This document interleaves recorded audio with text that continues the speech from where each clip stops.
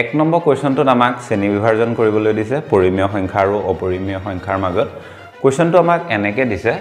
তলৰ সংখ্যাবোৰ পৰিমেয় আৰু অপৰিমেয় হিচাপে শ্ৰেণীভুক্ত কৰা প্ৰথম প্ৰশ্নটো আছে 2 - √5 এই কোৱেশ্চনটো যদি আমি চাওঁ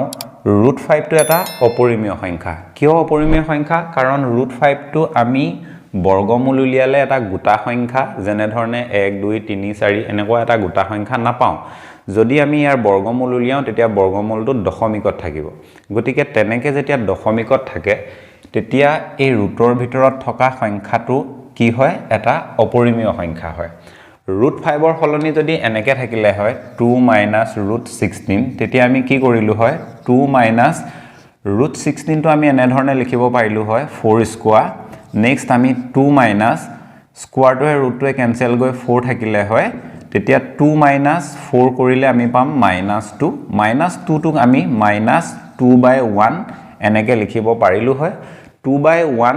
এটো p/q ফৰ্মত আছে p/q ফৰ্ম আৰু p/q ফৰ্মত যেতিয়া আমি এটা সংখ্যাক লিখিব পাৰো তেতিয়া আমি সেই সংখ্যাটোক পৰিমেয় সংখ্যা বুলি কওঁ কিন্তু আমি √5 টোৰ পৰা এটা গোটা সংখ্যা বৰ্গমূল হিচাপে নাপাওঁ গতিকে √5 টোক আমি এটা অপৰিমেয় সংখ্যা বুলি ক'ব পাৰো এটা পৰিমেয় সংখ্যাৰ পৰা যেতিয়া এটা অপৰিমেয় সংখ্যা বিয়োগ হৈ থাকে তেতিয়া আমি এই গোটেই সংখ্যাটোৰ যেটো ফল হ'ব সেই ফলটো কেনেকুৱা হ'ব এটা অপৰিমেয় সংখ্যাই হ'ব এটাকে আমি ক'ব পাৰো 2 - √5 এটা অপৰিমেয় সংখ্যা আমি উত্তৰটো এনে ধৰণে লিখি দিম সলিউশন 2 - √5 এটা অপৰিমেয় সংখ্যা অপৰিমেয় সংখ্যা এনে ধৰণে আমি লিখি দিলে হৈ গল আমাক শ্ৰেণী বিভাজন কৰিবলৈ কৈছে যে পৰিমেয় হয় নে অপৰিমেয় হয় কিয় পৰিমেয় হয় কিয় অপৰিমেয় হয় কাৰণটো যদি আমি জানো তেতিয়া আমি সংখ্যাটো চাই আমি পৰিমেয় হ'ব নে অপৰিমেয় হ'ব হেতু আমি লিখি দিব পাৰো 2 নম্বৰ কোৱেশ্চনটোত আমাক দিছে 3 + √23 - √23 এই কোৱেশ্চনটো আমি সৰল কৰিব পাৰো প্ৰথমতে যেটো কোৱেশ্চন দিছিলে 2 - √5 এটো বিশেষ সৰল কৰিব পৰাত নাছিলে এতিয়া আমি 2 নম্বৰ কোৱেশ্চনটো প্ৰথমতে সৰল কৰি লম সৰল কৰি আমি ই কি হয় এটা পৰিমেয় সংখ্যা হয় এটা অপৰিমেয় সংখ্যা হয় সেই কাৰণটো জানি ইয়াক শ্ৰেণী বিভাজন কৰিম সলিউশন প্ৰথমতে আমি কোৱেশ্চনটো লিখি লম 3 +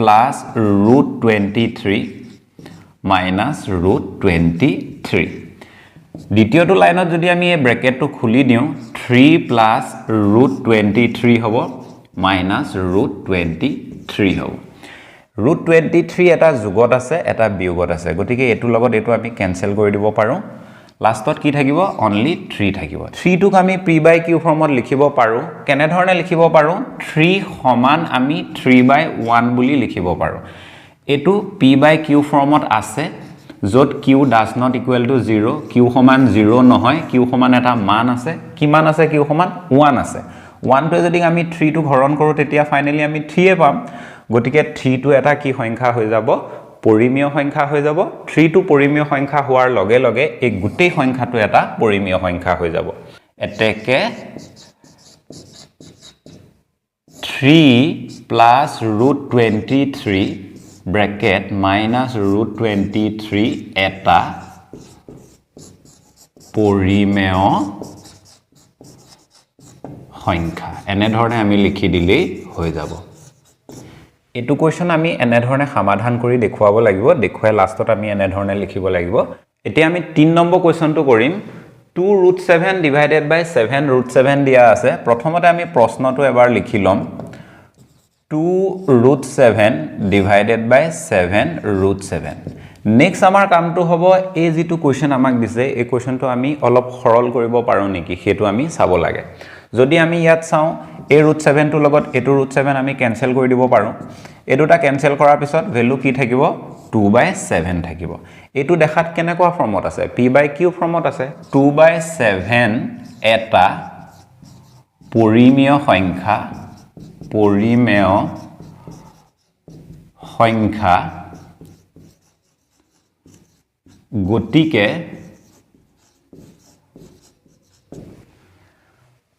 2√7 / 7√7 এটা পৰিমেয় সংখ্যা হ'ব পৰিমেয় সংখ্যা হ'ব এনে ধৰণেও আমি লিখিব পাৰোঁ এইটো হল কোৱেশ্চন নম্বৰ 3 সলিউশন 4 নম্বৰ কোৱেশ্চনটোত আমাক দিছে 1/√2 1 টো এটা পৰিমেয় সংখ্যা আৰু √2 টো এটা অপৰিমেয় সংখ্যা যেতিয়া এটা পৰিমেয় সংখ্যাক অপৰিমেয় সংখ্যা এটা হৰণ কৰিম তাৰ যেটো ফলাফল হ'ব বা যেটো আনসাৰ হ'ব আনসাৰটো সদায় এটা অপৰিমেয় সংখ্যা হ'ব √2 টো এটা কিয় অপৰিমেয় সংখ্যা তাৰ কাৰণ এইটোৱে √2 টো যদি আমি বৰ্গমূল উলিয়াও তাৰ যেটো বৰ্গমূলটো হ'ব সেইটো এটা গোটা সংখ্যা নহয় গোটা সংখ্যা মানে 1 2 3 4 5 এনেকুৱা সংখ্যাত নোলায় যদি তেনেকুৱা সংখ্যাত নোলায় তেতিয়া আমি সেই ৰুটৰ ভিতৰত থকা সংখ্যাটোক এটা অপৰিমেয় সংখ্যা বুলি ক'ব পাৰো যদি আমি এটা অপৰিমেয় সংখ্যা এটা পৰিমেয় সংখ্যা হৰণ কৰো ফাইনালি আমি উত্তৰটো কি পাম অপৰিমেয় সংখ্যাই পাম গতিকে আমি ইয়াৰ উত্তৰটো ডাইৰেক্ট আনে ধৰণে লিখি দিব পাৰো সলিউশন 1/√2 এটা অপৰিমেয় সংখ্যা এটা অপৰিমেয় সংখ্যা 1700 শতিকাৰ শেষৰ ফালে লেম্বাৰ্ট আৰু লিজেন্ডাৰে পাই যে এটা অপৰিমেয় সংখ্যা হেতু প্ৰমাণ কৰি থৈছে গতিকে আমি পাইটো যদি কোনোবা এটা সংখ্যাৰ লগত যোগ বিয়োগ পূৰণ হৰণ হৈ থকা দেখো তেতিয়া আমি গোটেই সংখ্যাটোক এটা অপৰিমেয় সংখ্যা বুলি ক'ব পাৰো গতিকে কোৱেশ্চন নম্বৰ 5 টো যদি আমি চাও ইয়াত দিয়া আছে 2 পাই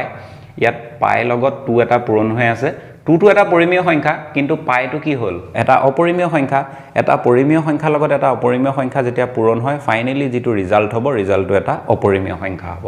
গতিকে আমি ক'ব পাৰো 2 পাই এটা অপৰিমেয় সংখ্যা আমি ইয়াৰ আনসাৰটো এনে ধৰণে লিখি দিম সলিউশন 2 পাই এটা অপৰিমেয় সংখ্যা এটা অপৰিমেয় সংখ্যা এনে ধৰণে আমি লিখি দিলে হৈ যাব জাস্ট আমাক শ্ৰেণী বিভাজন কৰিবলৈ কৈছে কোনটো পৰিমেয় হয় কোনটো অপৰিমেয় হয় হেতু আমি বাছি লিখিব লাগে গতিকে ইয়াত কাৰণখিনি লিখা দৰকাৰ নাই কি কাৰণে অপৰিমেয় হৈছে কি কাৰণে পৰিমেয় হৈছে এতিয়া আমি কোৱেশ্চন নম্বৰ 2 টো সমাধান কৰিম কোৱেশ্চনটো আমাক এনেকৈ দিছে তলৰ প্ৰতিটো ৰাশি সৰল কৰা এনেকুৱা সৰল কৰা কোৱেশ্চন বিলাকত আমি ইচ্ছা কৰিলে অভেদ ব্যৱহাৰ কৰিও সমাধান কৰিব পাৰো এটো কোৱেশ্চনত অভেদ ব্যৱহাৰ নহব গতিকে এই কোৱেশ্চনটো আমি এনে ধৰণে সমাধান কৰিম সলিউশন প্ৰথমতে আমি কোৱেশ্চনটো লিখি লম 3 + √3 2 + √2 নেক্সট আমি এই 3 টো লিখিম 3 টোৰ লগত এই গোটেইখিনি পূৰণ কৰি দিম 2 + √2 ইয়াৰ পাছত আমি +√3 টো ইয়াত লিখিম +√3 +√3 লগত এই গোটেইখিনি আমি পূৰণ কৰি দিব লাগে 2 + √2 নেক্সট আমি 3 টোৰ লগত এটো পূৰণ কৰিম 2 3 গুণ 6 এটো 3 লগত এখিনি পূৰণ কৰিম 3 * √2 কৰিলে কি হ'ব +3√2 হ'ব প্লাস 2 লগত যদি আমি √3 কৰো তেতিয়া 2√3 হ'ব ইহত দুটাক পূৰণ কৰিলে 2√3 হয় √3 লগত √2 যদি আমি পূৰণ কৰো তেতিয়া √6 হ'ব 2 3 গুণ 6 আৰু এই 6 টো ৰুটৰ ভিতৰত থাকিব 6 বৰ্গমূল এটা গোটা সংখ্যা নহয় গতিকে আমি এনে ধৰণে লিখি দিলে হৈ গল √2 আগত প্লাস আছে ইয়াৰ আগত প্লাস আছে প্লাসে পূৰণ হলে কি হ'ব প্লাসই হ'ব গতিকে ইয়াৰ আগত প্লাস চিন থাকিব এতিয়া আমি এইখিনিৰ মাজত যোগ বা বিয়োগ কৰিব পৰাত থাকিলে কৰিব লাগে কিন্তু এইখিনিত কোনো ধৰণৰ যোগ বা বিয়োগ কৰিব পৰাত বৰ্তমান নাই গতিকে আমি ইমানলৈকে সমাধান কৰি দিলে আমাৰ উত্তৰটো হৈ যাব কোৱেশ্চন নম্বৰ 2 টো আমি 1 নম্বৰ কোৱেশ্চনটো যি ধৰণে সমাধান কৰিছো তেনেকেও সমাধান কৰিব পাৰো নহলে আমি ইয়াত অভেদ ব্যৱহাৰ কৰিও সমাধান কৰিব পাৰো যদি আমি কোৱেশ্চনটো ভালকে চাও 3 টোক যদি আমি a বুলি ভাবো এই 3 টো কি হৈ যাব a হৈ যাব আৰু √3 টোক যদি আমি b বুলি ভাবো তেতিয়া এটো √3 কি হৈ যাব b হৈ যাব ইহত দুটাৰ মাজত কি আছে প্লাস আছে ইহত দুটাৰ মাজত মাইনাস আছে এতিয়া আমি ব্ৰেকেট গিটা যদি দি দিও তেতিয়া আমি এনে ধৰণে দেখিবলৈ পালো a + b * a - b এটা অভেদ আছিলে a + b * a - b সমান আমি কি লিখিব পাৰো a² - b² এনে ধৰণে আমি লিখিব পাৰো গতিকে আমি এই অভেদটো ব্যৱহাৰ কৰিও এনেকুৱা কোৱেশ্চন সমাধান কৰিব পাৰো যেহেতু এটো অভেদত পৰিছে যদি আমি অভেদ ব্যৱহাৰ কৰি সমাধান কৰিব খুজো এই কোৱেশ্চনটো আমি এনে ধৰণে কৰিম প্ৰথমতে আমি কোৱেশ্চনটো লিখিম 3 + √3 আৰু 3 - √3 আমি এইখিনিৰ পৰা বুজি পালো যে এটো হৈ আছে a + b এটো হৈ আছে a - b গতিকে a plus b into a minus b ৰ সমান আমি কি লিখিব পাৰো a square minus b square বুলি আমি লিখিব পাৰো a স্কয়াৰ ঠাইত কি হ'ব এই প্ৰথমতে যেটো আছে 3 টো ইয়াত আমি দেখুৱাইও দিছিলো যে 3 টোক যদি আমি a বুলি ধৰো তেতিয়া a টো 3 a হ'ব আৰু √3 টোক যদি b বুলি ধৰো এটো √3 b হ'ব গতিকে a স্কয়াৰ বুলি ক'লে আমি কি লিখিম 3 স্কয়াৰ আৰু b স্কয়াৰ বুলি ক'লে আমি লিখিম √3 হোল স্কয়াৰ 3 যদি আমি স্কয়াৰ কৰো তেতিয়া আমি কিমান পাম 9 পাম মাইনাস √3 যদি আমি স্কয়াৰ কৰো এই স্কয়াৰটোৱে √টোৱে কেনসেল গুচি যাব ইয়াত ভ্যালু থাকিব 3 9 ৰ পৰা যদি 3 এটা বিয়োগ কৰো তেতিয়া আমি কিমান পাম 6 পাম গতিকে আমি 3 + √3 * 3 - √3 টো যদি আমি অভেদ ব্যৱহাৰ কৰি সমাধান কৰো এটো পাম আৰু যদি আমি অভেদ ব্যৱহাৰ নকৰি প্ৰথম কোৱেশ্চন নম্বৰ 1 টো যি ধৰণে সমাধান কৰিছিলো তেনেকৈ যদি সমাধান কৰো তেতিয়াও আমি একেটা উত্তৰে পাম গতিকে এই দুইটা নিয়মৰ ভিতৰত আমি যিকোনো এটা নিয়ম ব্যৱহাৰ কৰি এনেকুৱা কোৱেশ্চন সমাধান কৰিব পাৰো 3 নম্বৰ কোৱেশ্চনটোৰ কাৰণে আমি a + b হোল স্কয়াৰ সূত্ৰটো ব্যৱহাৰ কৰিব পাৰো আমি এনে ধৰণে কৰিম সলিউশন √5 plus √2 হোল স্কয়াৰ ইয়াৰ সমান আমি কি লিখিব পাৰো এটো আমি এনে ধৰণে ভাবিম a plus b whole square তেতিয়া a plus b whole square সমান আমি কি লিখিব পাৰো a square plus 2 into a into b plus b square এনে ধৰণে আমি লিখিব পাৰো a ঠাইত আমি কি বহাম a টো √5 আৰু ইয়াত a ঠাইত আহিব √5 b ঠাইত আহিব √2 আৰু b স্কয়াৰ ঠাইত আমি লিখিম √2 হোল স্কয়াৰ √5 ক যদি আমি স্কয়াৰ কৰো এই √টোৱে স্কয়াৰটোৱে কেনসেল যাব ইয়াত থাকিব 5 প্লাস √5 √2 √5 পূৰণ √2 যদি আমি কৰো তেতিয়া ৰুটৰ ভিতৰত কি হৈ যাব 5 পূৰণ 2 and finally আমি পাম √10 পাম ইয়াৰ আগত কি আছে 2 আছে গতিকে আমি 2 √10 এনে ধৰণে লিখিব পাৰো প্লাস √2 ক স্কয়াৰ কৰিলে এই স্কয়াৰটোৱে √টোৱে কেনসেল গৈ ইয়াত থাকিব 2 2 লগত 5 যোগ কৰিলে আমি কিমান পাম 7 পাম 7 প্লাস 2 √10 এটো হ'ব এটো কোৱেশ্চনৰ আনসাৰ কোৱেশ্চন নম্বৰ 2 ত আমি যেটো অভেদ ব্যৱহাৰ কৰিছো কোৱেশ্চন নম্বৰ 4 টো আমি একেটা অভেদে ব্যৱহাৰ কৰিব পাৰো কিয়নো √5 টোক যদি আমি a বুলি ভাবো a √5 টো a হৈ যাব আৰু √2 টোক যদি আমি b বুলি ভাবো a √2 টো কি হৈ যাব b হৈ যাব দেখিবলৈ কেনেকুৱা হৈ আছে a - b পূৰণ a + b এনেকুৱা হৈ আছে a - b পূৰণ a + b সমান আমি লিখিব পাৰো a স্কয়াৰ - b স্কয়াৰ আগতে মই অভেদটো কেনেকৈ লিখিছিলো a + b পূৰণ a - b সমান মই লিখিছিলো a স্কয়াৰ - b স্কয়াৰ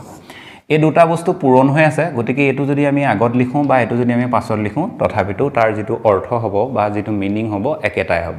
গতিকে আমি এনেকেও লিখিব পাৰো আৰু আমি এনেকেও লিখিব পাৰো তাৰ সমান আমি a স্কয়াৰ - b স্কয়াৰ এই বুলি আমি লিখিব পাৰো এতিয়া এই কোৱেশ্চনটো আমি সমাধান কৰিম প্ৰথমতে আমি কোৱেশ্চনটো আমি লিখিব পাৰো √5 - √2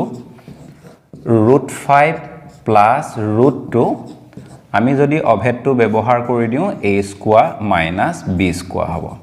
a স্কয়াৰ ঠাইত আমি লিখিম √5 হোল স্কয়াৰ আৰু ইয়াত লিখিম √2 হোল স্কয়াৰ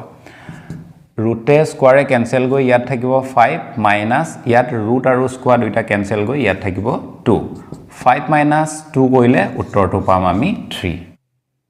কোৱেশ্চন নম্বৰ 5 টোত আমি a - b হোল স্কয়াৰ সূত্ৰটো ব্যৱহাৰ কৰি সমাধান কৰিব পাৰো যদি আমি সেই সূত্ৰটো ব্যৱহাৰ কৰি এই কোৱেশ্চনটো সমাধান কৰো তেতিয়া আমাৰ সমাধান কৰাত সহজ হ'ব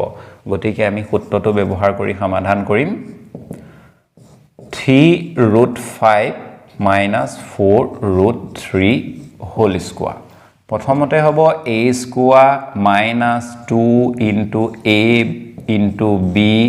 plus b স্কয়াৰ a ঠাইত কি হ'ব 3√5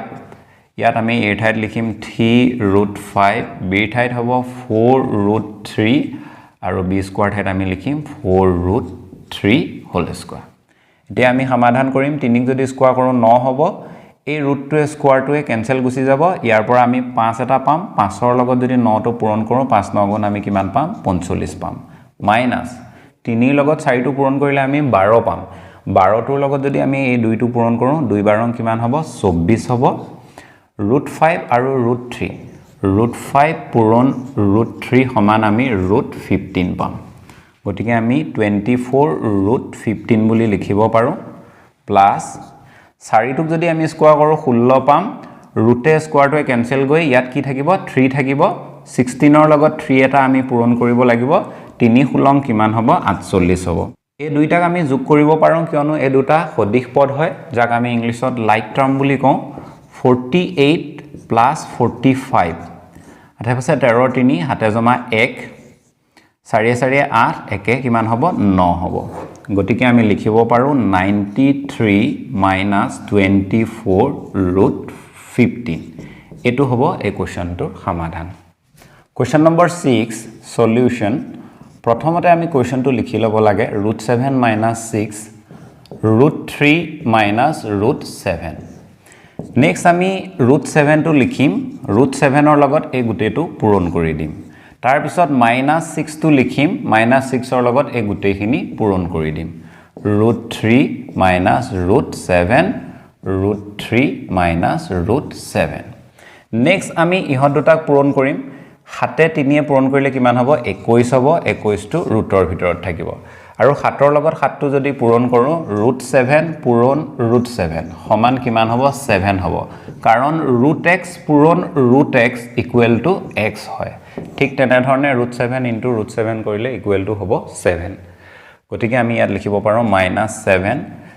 ইয়াৰ পিছত আমি এই মাইনাস চিনটো ইয়াত লিখিম 6 ৰ লগত যদি আমি √3 টো পূৰণ কৰো তেতিয়া হ'ব 6 √3 হ'ব 6 ৰ লগত √7 টো পূৰণ কৰিলে 6 √7 হ'ব √7 টো মাইনাসত আছে 6 টো মাইনাসত আছে মাইনাস দুটা আমি পূৰণ কৰিব লাগিব মাইনাসে মাইনাসে পূৰণ কৰিলে কি পাম আমি প্লাস পাম বা আমি এনেকেও ভাবিব পাৰো এই ব্ৰেকেটটো ইয়াত খোল খাই গল ব্ৰেকেটৰ আগত মাইনাস থকাৰ কাৰণে ব্ৰেকেটৰ ভিতৰত যেটো চিন থাকে সেই চিনটো সদায় হলনি হয় যোগ থাকিলে বিয়োগ হ'ব বিয়োগ থাকিলে যোগ হ'ব ইয়াৰ পিছত আৰু আমি সমাধান কৰিব নোৱাৰো গতিকে ইমানলৈকে সমাধান কৰিলে হৈ যাব কোৱেশ্চন নম্বৰ 2 এতিয়া আমি শেষৰ প্ৰশ্নটো সমাধান কৰিম এই ভিডিওটোত আমি এটো কোৱেশ্চনলৈকেহে সমাধান কৰিম বাকি যিখিনি কোৱেশ্চন থাকি গল সেইখিনি আমি বেলেগ ভিডিওত সমাধান কৰিম প্ৰশ্নটো আমাক এনে ধৰণে দিয়া আছে 2 plus √6 into 4 plus √6 প্ৰথমে আমি 2 টো লিখিম 2 লগত আমি এই গুটেই পাৰ্টটো পূৰণ কৰি দিম আমি এনে ধৰণে পূৰণ কৰি দিম তাৰ পিছত প্লাস √6 টো লিখিম √6 ইয়াৰ লগত আমি আকৌ এই গুটেই পাৰ্টটো পূৰণ কৰি দিম 4 plus √6 4 plus √6 এনে ধৰণে আমি প্ৰথম লাইনটোত লিখিলম ইয়াৰ পাছত এটো লগত এটো পূৰণ কৰিম 2 4 গুণ 8 প্লাস চিনটো আমি ইয়াত লিখিব লাগিব 2 লগত আমি √6 টো পূৰণ কৰিলে 2 √6 হ'ব এই প্লাস চিনটো আমি ইয়াত লিখিম √6 * 4 কৰিলে 4 √6 হ'ব